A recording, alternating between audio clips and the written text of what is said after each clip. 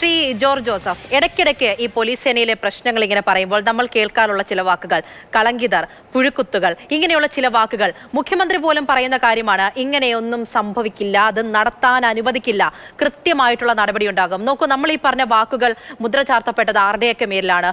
ഒരു ADGP, ഒരു SP, ഇതിന് തൊട്ട് മുൻപായിട്ട് മലപ്പുറം SP-ക്കെതിരെ പൊതുവേദിയിൽ പോലും PV അൻവർ MLA രൂക്ഷമായ വിമർശനം ഉയർത്തിയിട്ടുണ്ടായിരുന്നു. അതിന് മുകളിലേക്ക് പോവുകയാണ് എങ്കിൽ ദ പൊളിറ്റിക്കൽ സെക്രട്ടറിക്കെതിരെ വന്നിരിക്കുന്നു. ഈ കടിഞ്ഞാൺ എവിടെയാണ് ശ്രീ ജോർജ് ജോസഫ് നഷ്ടപ്പെട്ടു പോകുന്നത്? ഒരു SP അത് MLA വിളിച്ച്, ഈ പറയുന്ന MLA വിളിച്ച് പറയുകയാണ്, സഹായിക്കണം, എനിക്കിതിൽ നിലനിൽക്കാനുള്ളതാണ്.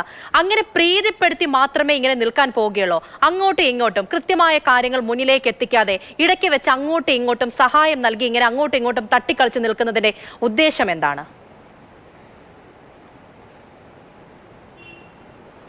അത് ദുരുദ്ദേശം തന്നെയാണ്.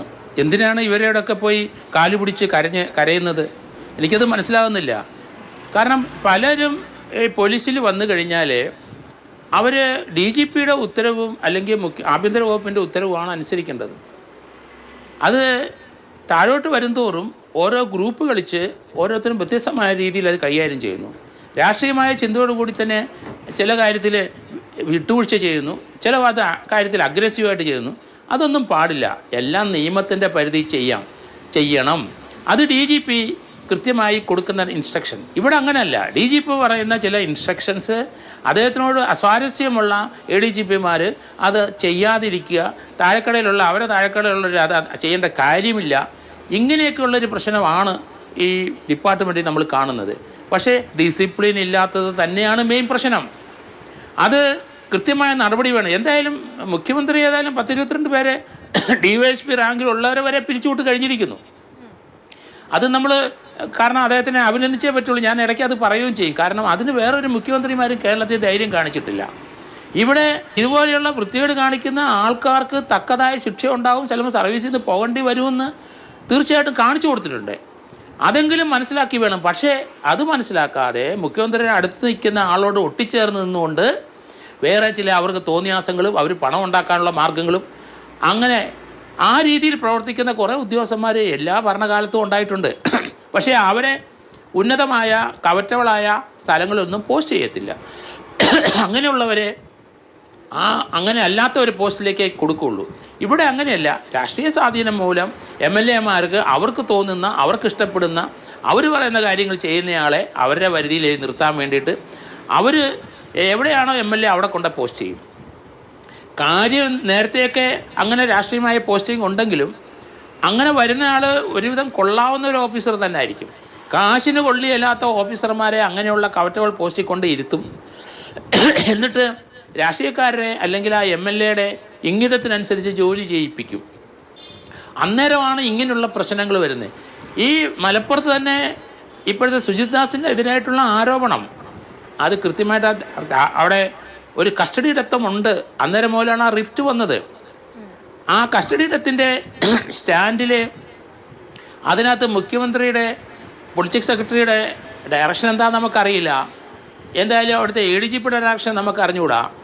പക്ഷേ സുജിത് ദാസിൻ്റെ സമയത്ത് SP ആയിരുന്ന സമയത്താണ് ആ കസ്റ്റഡി ഡെത്ത് ഉണ്ടായത്. അപ്പോൾ അതിനകത്ത് ചില പ്രശ്നങ്ങൾ പോലീസ് ഉദ്യോഗസ്ഥന്മാർ തമ്മിൽ ഇടയിൽ ഉണ്ടായിട്ടുണ്ട്. കാരണം നമുക്കറിയാം, ഇടുക്കിയിൽ നേരത്തെ ഒരു കസ്റ്റഡി ഡെത്ത് വന്നു. അന്ന് ഇതുപോലെയുള്ള ചില ഉദ്യോഗസ്ഥന്മാരുടെ ചില നിയമത്തിന് വിരുദ്ധമായ ചില ഇൻസ്ട്രക്ഷൻ കേട്ട് നിയമവിരുദ്ധമായി കസ്റ്റഡി വെച്ച് അയാളെ പീഡിപ്പിച്ച് അങ്ങനെ മരിച്ചിട്ട് ആ സീനിയർ ഉദ്യോഗസ്ഥന്മാർ കൈ ഒഴുകുന്ന ഭാഗം നമ്മൾ കണ്ടിട്ടുണ്ട്. സാധാരണക്കാരായ അല്ലെങ്കിൽ ലോവർ റാങ്കിലുള്ള സബ് ഇൻസ്പെക്ടർമാരും CIമാരും ഒക്കെ വിക്ടിമാവുന്ന കാഴ്ചയും നമ്മൾ കാണുന്നുണ്ട്. അപ്പം ഡിസിപ്ലിൻ ഇല്ലാത്തതുകൊണ്ടാണ് ഇതൊക്കെ. എല്ലാ കാര്യത്തിലും മേലുദ്യോഗസ്ഥന്മാർ മോണിറ്റർ ചെയ്തുകൊണ്ടേ ഇരിക്കണം. അപ്പോൾ അത് പലരും രാഷ്ട്രീയമായ സ്വാധീനമുള്ള ഒരു സബ് ഡിവിഷനിലെ ചാർജുള്ള ഒരു DYSP ഒരു സർക്കിളോ ആണെങ്കിൽ മുകളിലുള്ള SP ADGPക്ക് അവരെ തൊടാനോ ചോദിക്കാനോ പേടിയാണ്, അല്ലെങ്കിൽ ഇവർ തെറിക്കും. അപ്പോൾ അതല്ല വേണ്ടത്. ആ പ്രാദേശികമായ ചില രാഷ്ട്രീയ ഇടപെടൽ ഉണ്ടാകുമെങ്കിലും പൊതുവായ ഡിസിപ്ലിനെ മറികടന്ന് ഒന്നും ചെയ്യാൻ പാടില്ല എന്നുള്ളതാണ്. അപ്പോൾ അത് DGP അക്കാര്യത്തിൽ മേലുദ്യോഗസ്ഥന്മാർ അങ്ങനെ അവിഹിതമായ കാര്യം ചെയ്യാൻ പോകുമ്പോൾ മേലുദ്യോഗസ്ഥന്മാരുമായിട്ട് സംസാരിച്ച് ഇൻട്രാക്ട് ചെയ്തിട്ട് അത് അന്നേരം അവിടുന്ന് കറക്റ്റ് ഡയറക്ഷൻ വരും. അവർക്ക് തോന്നിയ മാസം അവരുടെ സ്വാധീനത്തിലുള്ള MPമാരെയോ MLAമാരെയോ തൃപ്തിപ്പെടുത്താൻ വേണ്ടി ചെയ്യുമ്പം പ്രശ്നങ്ങൾ വഷളാവും. ഇപ്പം തന്നെ അൻവർ തന്നെ പറയുന്നത് അൻവറിനെ പറ്റി പല രീതിയിലുള്ള വിമർശനങ്ങൾ നമുക്കറിയാം. പലരും എന്തും തുറന്നു പറയും. ഇവിടെ തുറന്നു പറഞ്ഞതിനകത്ത് എന്തെങ്കിലും സത്യമുണ്ടോ എന്നെല്ലാവരും അന്വേഷിക്കും. കുറേ സത്യങ്ങളുണ്ട്. കാരണം ഒരാളെ കാണാതെ പോയ സത്യമല്ലേ. അതിനെ കൊന്നു കുഴിച്ചിട്ടു, അത് സ്വർണ്ണക്കടത്തുകാരാണ്, അവർ പൊട്ടിച്ചിട്ടാണ് ഇത് അവരുടെ ഇത് വലിയ ഉണ്ടായ ഒരു സംഭവത്തിലാണ് ഇത് ചെയ്തിരിക്കുന്നത് എന്ന് പറയുമ്പോൾ അതിനൊരു കേസ് എടുത്തിട്ടുണ്ടെങ്കിൽ അത് കൃത്യമായിട്ട് അന്വേഷിച്ച് കണ്ടെത്താൻ അവിടുത്തെ ADGP തയ്യാറാകണം, അല്ലെന്നുണ്ടെങ്കിൽ അവിടുത്തെ SP തയ്യാറാകണം. അവർ രാഷ്ട്രീയമായ ചായ്വോടുകൂടി അതിനെ അന്വേഷിക്കാതെ അതിൻ്റെ CCTV ദൃശ്യങ്ങൾ അന്നേ എടുത്തു വെക്കേണ്ടതാണ്. ഇയാൾ എങ്ങോട്ട് പോയി അത് ഇന്ന് വരെ 1 വർഷമായിട്ട് അറിയില്ല. അതിനകത്ത് ഇപ്പം വന്നിരിക്കുന്നത് അങ്ങനെ തട്ടിക്കൊണ്ടുപോയി, അങ്ങനെ കൊന്നുകളഞ്ഞു എന്നുള്ളൊരു വാർത്തകളാണ് ഇങ്ങ് വരുന്നത്. അദ്ദേഹത്തിൻ്റെ വൈഫാണ് അടുത്ത ദിവസം തന്നെ പരാതി കൊടുത്തിരിക്കുന്നത്. അദ്ദേഹത്തിൻ്റെ സിസ്റ്റർ ഇപ്പോൾ രംഗത്ത് വന്നിട്ടുണ്ട്. അപ്പോൾ എത്രയും പെട്ടെന്ന് ആ കേസിൻ്റെ അന്വേഷണം ക്രൈംബ്രാഞ്ചിനെ ഏൽപ്പിച്ച് ഒരു ഇൻവെസ്റ്റിഗേഷൻ ടീമിനെ ഏൽപ്പിച്ചിട്ട് അത് കണ്ടെത്തുക എന്നുള്ളതാണ്. അങ്ങനെ ഒരു മുഖ്യമന്ത്രിക്ക് പിടിച്ചു നിൽക്കാൻ ഒക്കുള്ളൂ, ആഭ്യന്തര വകുപ്പിന് പിടിച്ചു നിൽക്കാൻ ഒക്കുള്ളൂ.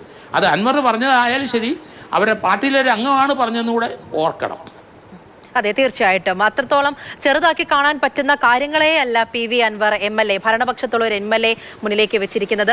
എന്തായാലും ഇങ്ങനെയുള്ള ആരോപണങ്ങൾ മുന്നിലേക്ക് വന്ന ഉടനെ തന്നെ മുഖ്യമന്ത്രി ഇതുമായി ബന്ധപ്പെട്ട നടപടികൾ എടുത്തിട്ടുണ്ട് എന്നുള്ളതാണ്, സ്വീകരിക്കുന്നു. ഇനി മുന്നിലേക്കുള്ള കാര്യങ്ങൾ കൂടിയാണ്. ഇങ്ങനെയുള്ള ആരോപണങ്ങൾ വരുമ്പോൾ കണ്ണടച്ചു പോലും നടപടിയെടുക്കുക, ഉടൻ തന്നെ നടപടികളിലേക്ക് കടക്കുക. അദ്ദേഹം പറഞ്ഞതുപോലെ തന്നെ ഡിസിപ്ലിൻ എന്നൊരു ഭാഗമുണ്ട്. നമ്മുടെ പോലീസ് സേനയാണ്, നമ്മൾക്ക് വേണ്ടി പ്രവർത്തിക്കുന്ന സേനയാണ്. അതിൽ നിന്നും ഇങ്ങനെയുള്ള കാര്യങ്ങൾ മുന്നിലേക്ക് വരാതെ ഇരിക്കട്ടെ.